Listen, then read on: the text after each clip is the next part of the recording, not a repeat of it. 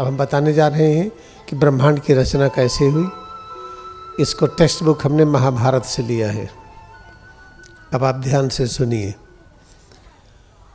सच ये है कि केवल परब्रह्म का अस्तित्व है, बाकी किसी का है ही नहीं। यही सच है, इसके अलावा कुछ भी सच नहीं है। और परब्रह्म का स्वभाव है संपूर्ण ज्ञान। जिसे हम संपूर्ण ज्ञान कहते हैं उनका स्वभाव है सर्वशक्तिमान। सर्वशक्तिमान उनका स्वभाव है, संपूर्ण शक्ति, परम शांति, परम आनंद, अमर और सर्वव्यापी। ये सब उनका स्वभाव है परमात्मा का। तो परमात्मा का अगर स्वभाव है सर्वव्यापी है और हर जगह है, लेकिन वो दिखाई नहीं पड़ते हैं, निराकार है। तो अगर निराकार है, परब्रह्म सर्वव्यापी है और सब कुछ जानते हैं, तो अगर अपने को दृश्य रूप में प्रकट नहीं कर सकते हैं तो उनको ये ज्ञान नहीं है। इसलिए परब्रह्म सर्वव्यापी होते हुए भी दृश्य रूप में भी प्रकट होते हैं। जो हर जगह हो, सब जगह हो, उसको चलने फिरने की ज़रूरत नहीं है। चलने फिरने की ज़रूरत नहीं, इसके बावजूद भी चल रहे हों। अगर ये कर्म नहीं कर सकते हैं तो एक कर्म नहीं कर पा रहे हैं तो सर्वशक्तिमान नहीं है। परमात्मा हर जगह है, सर्वव्यापी है, निराकार है, लेकिन साकार भी हो गए, अभी भी सर्वव्यापी हैं। जो सर्वव्यापी हो उसको चलने फिरने की आवश्यकता नहीं। अगर चलने फिरने की ज़रूरत नहीं, इसके बावजूद भी अगर वो चलते फिरते हैं तभी वो सर्वशक्तिमान है, नहीं तो एक शक्ति उनके पास नहीं है। तो ही ब्रह्मर्षि वेदव्यास ने वर्णन किया परब्रह्म को शांतनु के रूप में, कि शांतनु एक ऐसा स्वरूप है जिनका अस्तित्व पूरी तरह से शांत है। परब्रह्म की तुलना शांतनु से किया तो परब्रह्म सर्वव्यापी है, तो चलने की आवश्यकता नहीं। तैसे शांतनु को भी चलने की जरूरत नहीं, लेकिन शांतनु अब चलने की क्रिया कर रहे हैं।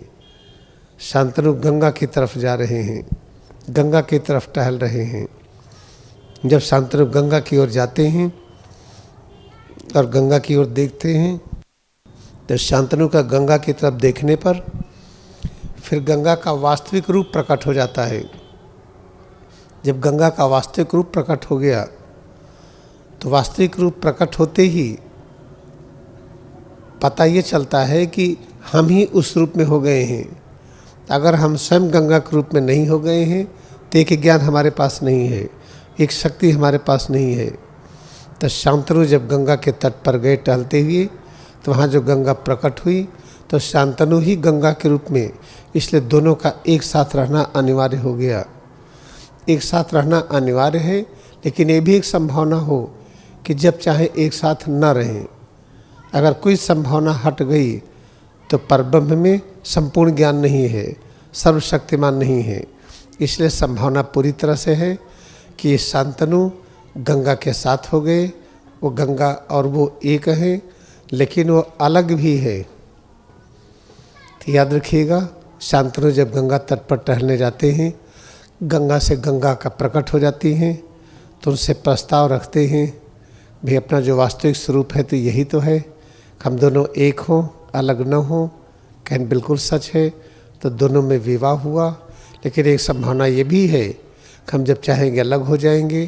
तो संभावना अगर हट गई तो एक ज्ञान उनके पास नहीं, कैसे हटे।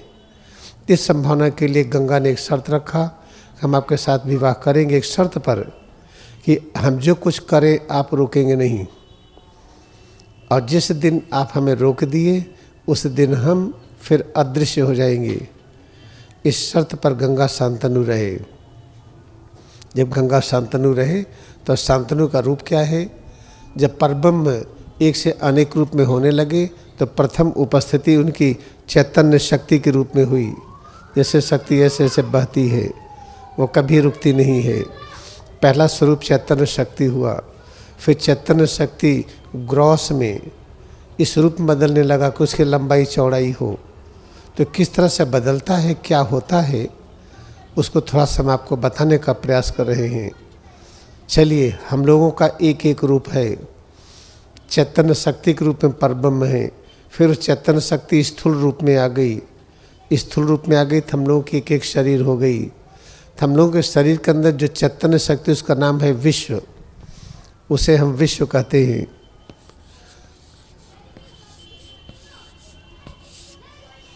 तो विश्व भौतिक शरीर के चैतन्य शक्ति का नाम है। और फिर सच ये है कि हम सब मिले हुए हैं, हम मिले हुए हैं तब भी अलग लगते हैं।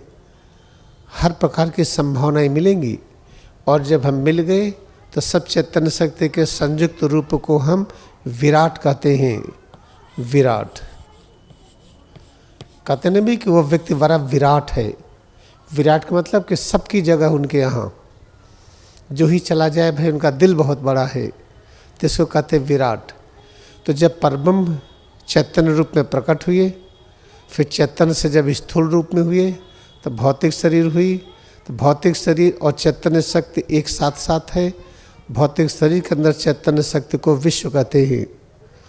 और सबके स्वरूप को मिला लीजिए जो स्थूल रूप है, तो इसके अंदर संयुक्त चैतन्य शक्ति को विराट कहते हैं। फिर यहीं पर ख़त्म नहीं हुआ, फिर निर्माण की क्रिया जारी। फिर हम लोगों के जैसे एक एक शरीर है ये भौतिक, ऐसे सूक्ष्म शरीर है। जब सूक्ष्म शरीर के चैतन्य शक्ति को तेजस कहते हैं, उसका नाम है तेजस। ऐसे ही हम सबके सूक्ष्म शरीर की शक्ति को मिला लीजिए तो संयुक्त सूक्ष्म शरीर की शक्ति को हम हिरण्यगर्भ कहते हैं। हिरण्यगर्भ।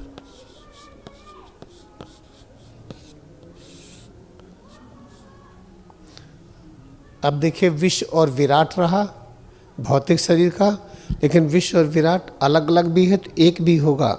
जब एक हो जाता है तो इसी को शिव शक्ति कहते हैं। ऐसे तेजस और हिरण्यगर्भ ये दोनों अलग अलग हैं, लेकिन एक भी होते हैं। एक भी होते हैं तो इसको ब्रह्मा कहते हैं। जैसे विष्णु और ब्रह्मा शिव हैं क्या ये।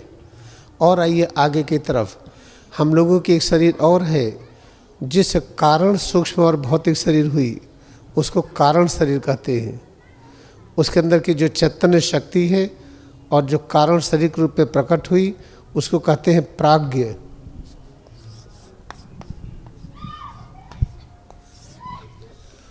और सभी के कारण शरीर के चैतन्य शक्ति को मिला लीजिए तो उसको कहते हैं ईश्वर।